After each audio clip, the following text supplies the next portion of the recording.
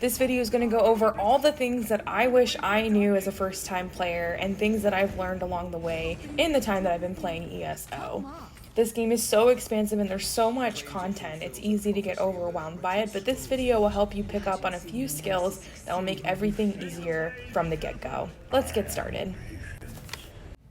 First things first is, how do you actually purchase and start playing the game? Well, that's a great question because there's a couple of different versions that can get you started, and here's some details on which one may be best for you. If you've never played the game before and don't own the game at all, I would recommend going with the Standard Edition. This version often goes on sale and includes the base game of ESO and also the Morrowind DLC. That's a lot of content already. The base zones have quite a few areas to cover, lots of quests, and a lot of environments to explore. If you want to explore everything the game has to offer, I would recommend purchasing the Collections version, which includes the base game, Morrowind, and then the rest of the DLCs that have been released to date. This would include everything up to the Gold Road, which is the current chapter that was released this year at the time of making this video. Now, usually the deluxe version goes for around $60, including the base game. This is a really great bang for your buck, considering that most of the expansions cost $40 a piece. So if you already own the game and you want to purchase the current DLC or the next DLC that's released, it'll cost you around $40. That may sound like a lot just to get the DLC, but that's kind of how ESO goes when they release the new DLC. But if you're purchasing the game for the first time, you can get this for a really great value. So whichever version works for you. Maybe you're a new player just starting out and you want to try the game, you go with the standard, or you're committed, want to deep dive into the game and go for the deluxe. You can buy it on PC, Xbox, or PlayStation. I play on Xbox personally. That's just where I started. I think PC has a little bit more flexibility in terms of mods to play, but I think that the Xbox and PlayStation also have great communities. So really it's your preference on which system to use. The next tip I have for you is how to set your options to benefit you in-game. There are a lot of options, and I encourage you to go through and read in more detail about each one, because there's a lot of things that might personally work better for you, but there's a couple of things I definitely recommend for beginners. The first is to adjust your screen to fit the TV or monitor, whatever you're using to play the game. That way the game is fixed correctly on the screen and you won't have any weird corners or boxing out. I also recommend going to gameplay. I personally play on template B. The default is template A, but I find that jumping is a little bit cumbersome on A, so I switched to B. Try it out, see which one works best for you. In this area, you can also set what colors you would like friendly AoEs and other effects in the game to be in terms of color, as well as your enemy coloring as well. I think default for enemies is red. I've changed it to purple just because I think it shows up a little bit better. You can also set the opacity of the AoE color so that you can see it a bit better. I think it's helpful, especially when you're starting out. You can get out of enemy attacks and damage and stay alive a little bit better. The next option under gameplay that I would recommend changing is the quick cast ground abilities. By default, it's set to automatic, but for whatever reason, setting it to on makes it work correctly. So I highly recommend turning this on instead of automatic. It'll cast anything that's a ground AoE ability automatically with one click of the button. So you can see the difference here. I'm having to click twice on my controller to fire off the AoE while it's set to automatic. And then when it's set to on, all I have to do is click the button once and it fires off. This really helps too during combat when you're feeling like your controller is sticky. I don't know if this also happens on PC, but sometimes I feel like my abilities aren't firing off because I'm having to click twice versus once. So that helps a lot with that during combat. The last feature under gameplay that I recommend turning on is the auto loot feature. This makes it super easy to loot anything in the game with the click of a button, rather than having to go through and click every individual item. Just a quality of life improvement that makes the game more fun to play. That's it for gameplay options. Moving on to the camera, I think one of the biggest things in this game is that it's so much easier to play in third person than in first person. If you're a Skyrim lover like me, you're probably used to playing this kind of game in the first person, but playing in third person allows you to see your feet and your surroundings so much better, and in this game that makes a really big difference. This is one of the biggest tips I have for you. I was definitely that person that didn't know that you could zoom out, and I was standing in AoEs, all kinds of things in group settings, and this has made me a much better team player and have a lot better survivability. You can actually zoom out by pressing down on the D-pad and pulling the right trigger back on your controller, and I'm sure something similar happens on PC, probably with the right scroll wheel. So that really makes it a lot easier to see your feet, see your surroundings. You can also play around with the horizontal camera here as well. Set it to what works for you, but I definitely recommend zooming out in this game. The next setting under nameplates I'd recommend turning on is the health bars, having them show all the time so that you can see where your health, magicka, and stamina is, as well as turning on your ability bar to always show, and playing around with attribute numbers, resource numbers. I personally like having them show the numbers and the percentage just so I can see what's going on in terms of my combat. I always have my buffs and debuffs to always show so that I can see what is on. In some situations, it's helpful to turn off the buffs so you can just see the debuffs, but that's more for some endgame content. It's really up to you if you would like these to show, but I find it helpful and I think it would help out new players especially.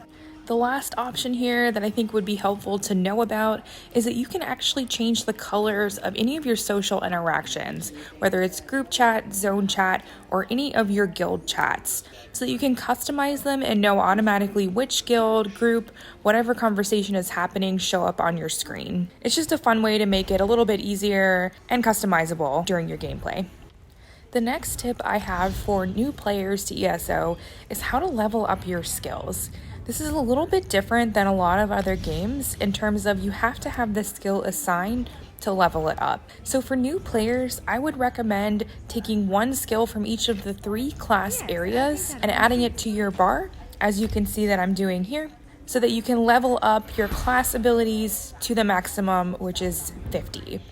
You can also equip a bow, a staff, daggers, whatever weapon you would like to use in the game, and when that is equipped, you will gain the skill line and start earning points in that area as well. I would recommend having one of the weapon abilities on your bar so that you can level this up as well.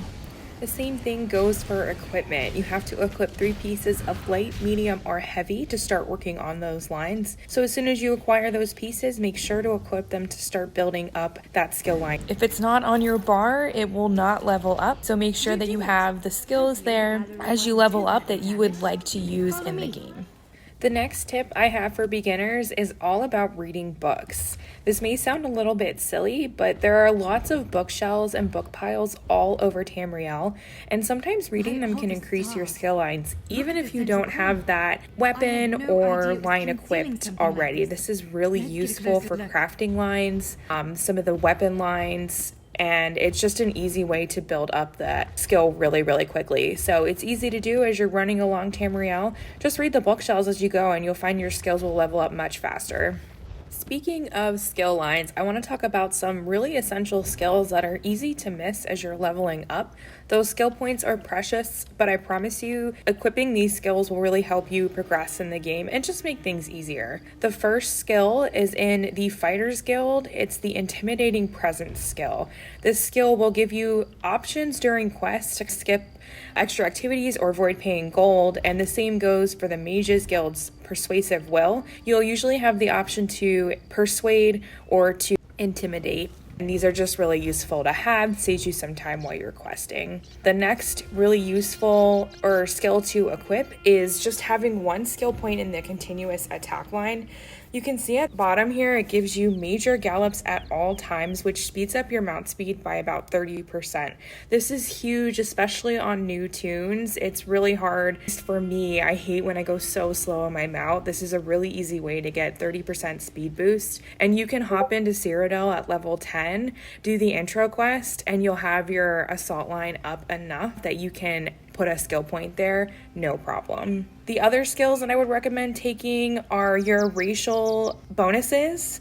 These really give you a boost and are specific to whatever race you are.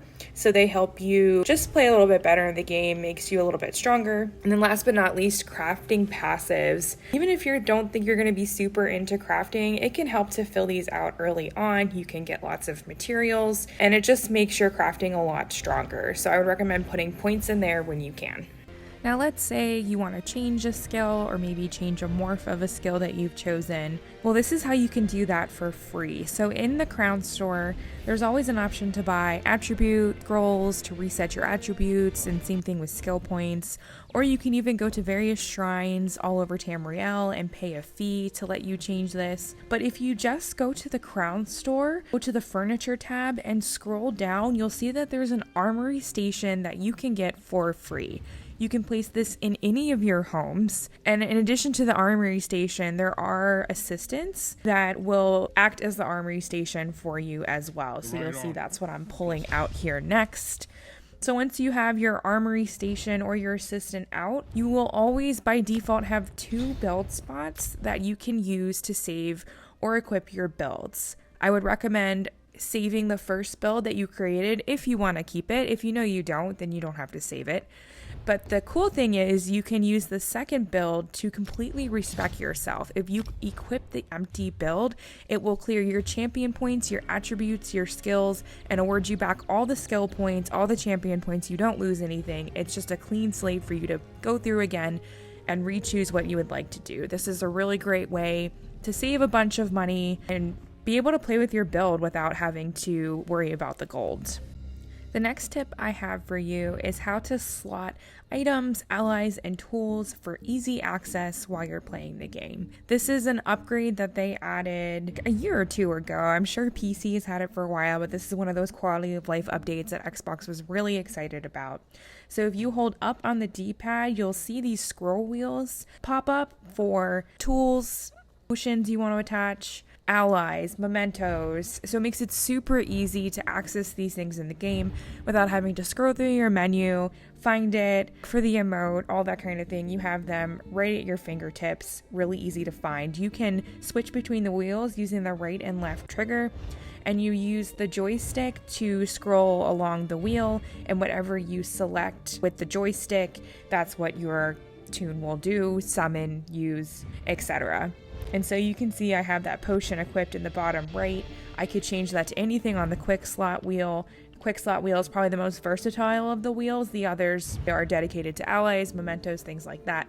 But that quick slot can be really anything you would like. I recommend using it for food, potions, scrolls, things that you easily want to be able to use or pop off while you're playing the game. The next tip I have for you guys is how to use armor and weapon sets in ESO. While you don't necessarily need to have a weapon set when you start out, it can help you do better damage and have better survivability in the game. I think the most confusing part about sets is that 2-handed weapons count for 2 items. So most sets have either a 2-item or 5-item bonus. And so as you can see here, when I switch to my back bar where that weapon was equipped, it's now active. Before it was grayed out since I wasn't on my back bar, I was on my front bar, so it wasn't technically equipped. So that's probably the biggest thing, and that counts for any 2-handed weapon, bows, staves, greatsword, maul, anything like that will count for 2 items in a set. And so typically what people will recommend you wear are a monster set, which comes from dungeons. It's usually a helmet and a shoulder, and then 5 body pieces, and then usually your jewelry and a weapon will be the other 5 set. So you can take a look at what I have equipped here. A lot of overland sets just drop from playing in a zone. I'll throw up on the screen how you get specific pieces, because not all pieces drop in just from killing enemies. World bosses, public dungeons, things like that will drop different items. So if you're looking for a specific piece, you'll have to farm it from that type of encounter. The other thing that I think is really important for beginners is to bind your items when you get them. So you can see here I'm showing how to bind a piece of equipment and then how to find it in your set items. The more items you have, the cheaper it is to recreate that item in the future. So you can see there the different number of transmute crystals needed. And while I won't get into reconstruction in this video, simply binding those items is going to save you a lot of time and crystals in the long run. So anytime you get a new item, you can go to your inventory, select that item, press the Y button, and then choose to bind it. You'll see that that set is then added to your collections. A lot of times people refer to it as their sticker book, and that weapon can then be recreated in the future. So if you do anything with your sets, just bind them, and that'll help you out a lot in the long run. Since we're on the topic of equipment, I think another thing that ESO doesn't explain very well is what that red helmet symbol is in the bottom left corner of your screen. So you can see that here in the video, the helmet that I'm talking about. That means that one of your items is completely broken or a weapon needs to be charged. So you can see here how to charge your weapon. You hit that Y button and hit charge. It'll consume a soul gem to recharge it, and that'll add the magic back to the staff. You really want to make sure that your staves and your equipment are fixed because they do not add their bonuses if they are broken. So if you notice you're dying a lot, check for that red helmet symbol in the corner. You might need to repair your equipment or your staves. You can see here there's a couple different ways to repair your equipment. You can either use a repair kit, which you can often get from level up rewards. They drop from events sometimes. I wouldn't recommend buying them from the crown store because you can also visit a merchant and pay gold to repair your damaged equipment. All you have to do is, if you have damaged equipment, click the X button while you're talking to a merchant and you'll see the option to repair all of your equipment. So between those two options, that should be plenty of ways to repair your gear and keep it in working condition. I've talked a lot about armor and weapon sets, but one more tip I have for you on this subject is how do you know what to sell versus what to deconstruct? Well, I'm an avid proponent of crafting. I won't get into detail about crafting here, but you'll notice in the game there's a lot of items that have a little icon next to them, a blue loop symbol, almost like a ribbon, and this will give you more inspiration and more items if you deconstruct that item. This is a really great way to level all of your crafting abilities in terms of weapon making, jewelry making, and this will allow you to level that up faster if you decon the items. Even if you're at the max level for these items, you still get more mats from them if you deconstruct them. So I highly recommend deconning those items versus selling them. Now, vice versa, there's also a little gold symbol next to some items, and that means they sell for more money. So I highly recommend selling these items versus deconning them so that you get that extra gold. This is a great way to make the best use of your items in game. I also recommend deconning green, blue, and purple items that you don't want to keep for your sets. It's a great way to boost your level in that area, whereas I typically sell the white items. My next tip for you is related to combat and specifically how to build ultimate. So your ultimate ability is typically a more powerful ability than your regular skills, and you have to build it up in order to use it. It's in the bottom right corner there, and you can see I was attacking with my skills on that enemy and my number was not increasing at all. Here, I'm adding a light attack in between my abilities, and you can see it adds an invisible buff that increases your ultimate ability. Once your ultimate is built up enough, you'll see it light up, and you can see that you can press both the left bumper and right bumper to trigger this ability. I think light attack weaving is something that's not really explained in ESO, and while it's the best way to create damage in most cases, I won't get into too much detail here, but just know that throwing in a light attack every once in a while will help your ulti keep building so that you can use that powerful skill more often in combat. Another thing I found confusing when I first started ESO was all the different kinds of quests. So there are different types of quests all throughout the game. There are main zone story quests, which have that little funny stone looking icon next to them. Those are all related to a specific zone in the story that is happening there. There are also regular quests throughout the zone. They will have a regular white arrow next to them. This is just a quest you can do in that zone and is related to the story there sometimes, but is not part of the official zone story quest. There are also daily quests, and I think these are the ones that confuse me the most as a new player. These are repeatable quests that you can do in a zone every single day. They're usually related to a delve quest, a world boss quest, or an overland quest such as the Anchor.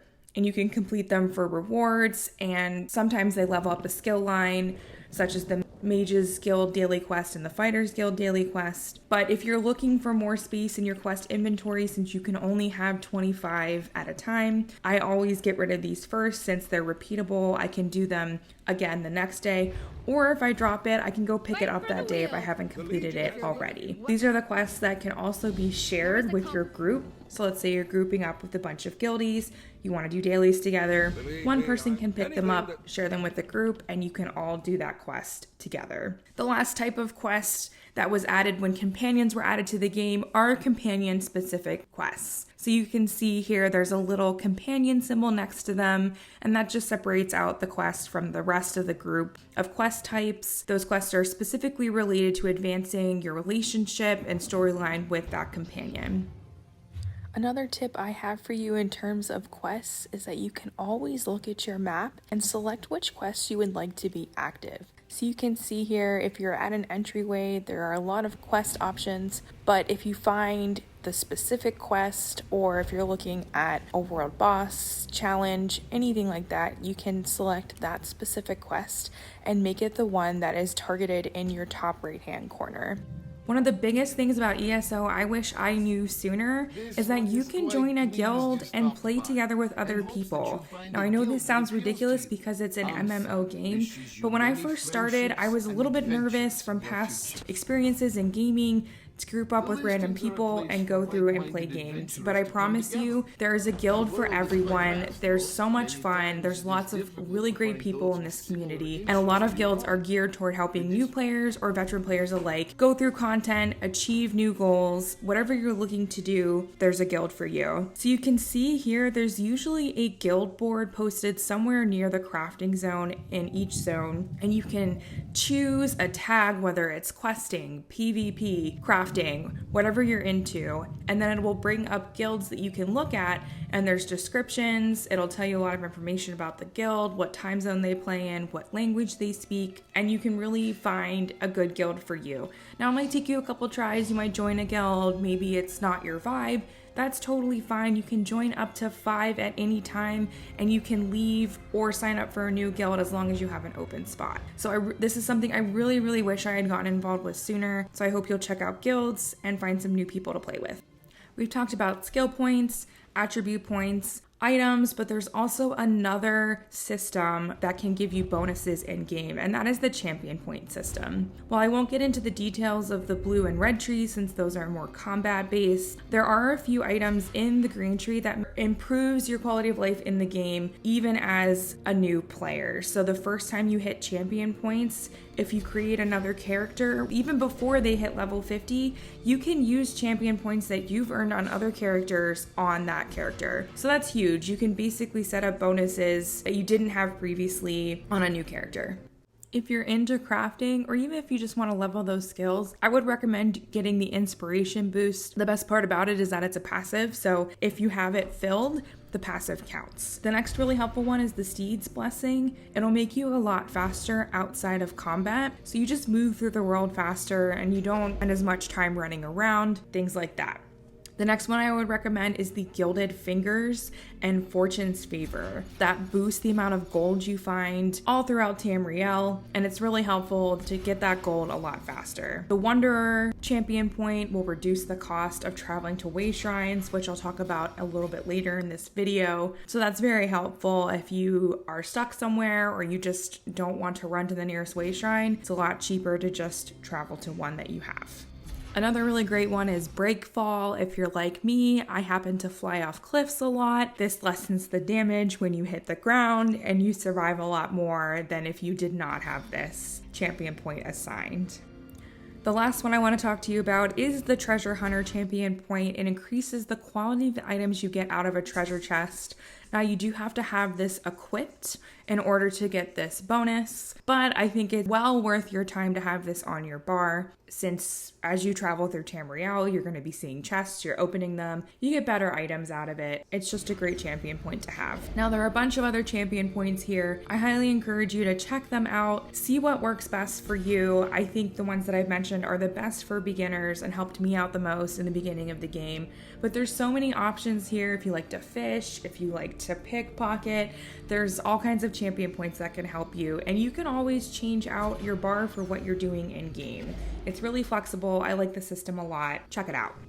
As promised, my next tip is how Wayshrines work in ESO. This is a little bit different than a lot of other games. I know I keep saying that, but ESO is just really special in some ways, and there's a lot of different things that are atypical for an MMO system. So as you can see here, each of the Wayshrines has a cost associated to it to travel to, and it doesn't matter how far away it is. So you can see one in the same zone as me and one in a completely different zone are the same cost. So the easiest way to avoid that cost is just to run to the nearest Wayshrine, and then you can travel to any other Wayshrine in Tamriel for free. So you can see here that cost is gone. All I have to do is press A and I can fast travel to another Wayshrine. Once I have traveled, I'm there, there's no extra cost, but if I choose to pay the gold to travel somewhere, it kicks the cost up and it'll start to tick down slowly as time passes. So you can see here, I'm gonna be traveling, I pay the 73 gold, and the next time I brush over a Wayshrine, it's going to cost something like 500 gold. That'll tick down over time, but it's to prevent you from bebopping all over the place in Tamriel without having some kind of penalty. Now, the best way to get somewhere, let's say you don't have a Wayshrine in a zone, you can purchase a house in the zone and travel to any house you own absolutely free of cost. A lot of times there are little inn houses in a lot of the major cities, especially in the new DLCs, and you can travel there for free. This is a really great way to get Wayshrines for new characters who may not have traveled. And in addition to housing, in every major city, there's also a harbor that has navigators that will take you to other zones. This is another really great way if you don't have any of the houses in the game, don't want to spend the gold. You can find the navigators and they will take you to every base zone game in Tamriel, as long as you are at one of those cities with the harbor. So you can go to different harbors, get different cities. It's a great way to get these Wayshrines for free. Another question I see a lot is, what is ESO Plus and is it really worth it to get it? I myself have ESO Plus because I love the craft bag.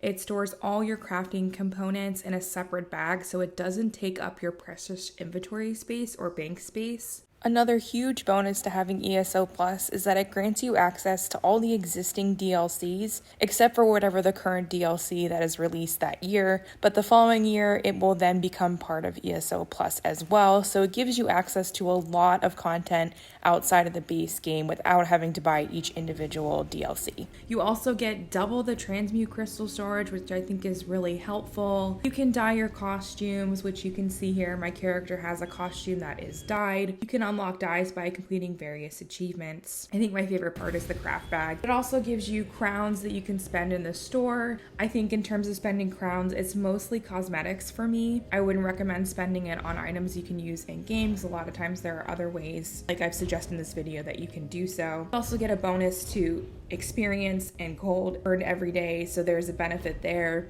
So really it's up to you if it's within your budget. It is a nice to have, but you can also make it work with the several times that they offer ESO Plus for free throughout the year. You can dump all your crafting components and take advantage of those free weeks and make it work for you. So it's really a personal choice. My last tip for you, and one of the best tips I have for new players, is to visit the stable every day. Most major cities will have a stable, which is this lovely horse head symbol on the map. You can talk to the stable master, and there are 3 upgrades that you can give to your mount that offer really nice bonuses. You can increase your mount speed, you'll go a lot faster, way easier to explore. You can increase your mount stamina. This is how long they can hold that gallop speed. And the best one is probably the carrying capacity. You can increase the bag space that you have on your character character by 50 slots. That's huge. If you're like me and you like to scavenge, looting those urns all the time, I fill up my inventory space super quickly. So that's a great way to add 50 spots for a small amount of gold. You can only purchase one per day, so it's really important to start early and get those upgrades as soon as possible. That's all I have for you guys today. I really hope you liked this video and you found the tips helpful. If I missed one of your favorite tips, let me know in the comments below. I still learn things every day and would love to know what your favorite things to know were as a new player. If this video helped you, give it a like, subscribe to my channel. I'd love to make more videos like this and I would appreciate your support. Thanks so much and I'll catch you in the next video.